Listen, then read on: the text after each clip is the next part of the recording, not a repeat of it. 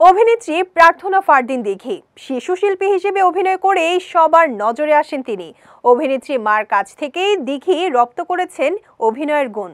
বর্তমানে সবার প্রিয় নায়িকা হয়ে বিনোদন জগতে সফলতার সঙ্গে কাজ করে যাচ্ছেন তিনি।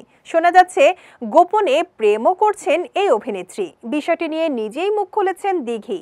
ঈদ উল ফিতর উপলক্ষে দেশের একটি বেসরকারি টেলিভিশনে কথা বলতে গিয়ে তিনি জানান তার পছন্দ অপছন্দের কথা। সেখানে তিনি আরো জানান, অভিনেত্রী না হলে সঙ্গীত শিল্পী হতেন দিঘি।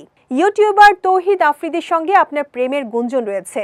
উপস্থাপকের এমন প্রশ্নের জবাবে দিঘি বলেন, এটি সম্পূর্ণ মিথ্যা। তৌহিদ আফ্রিদি শুধুই আমার বন্ধু, এটা সে নিজেও বলবে। পাশাপাশি সিনেমা ও ওয়েব ফিল্ম প্রসঙ্গে অভিনেত্রী বলেন, আমার মনে হয় মূলধারার সিনেমা আর ওয়েব ফিল্ম স্ক্রিনটাতেই শুধু পার্থক্য, তাছাড়া আর কোনো পরিবর্তন দেখছি না। বরং ওটিটির গল্প অনেক বেশি স্ট্রং হয় বলেও মনে করছেন দিঘি।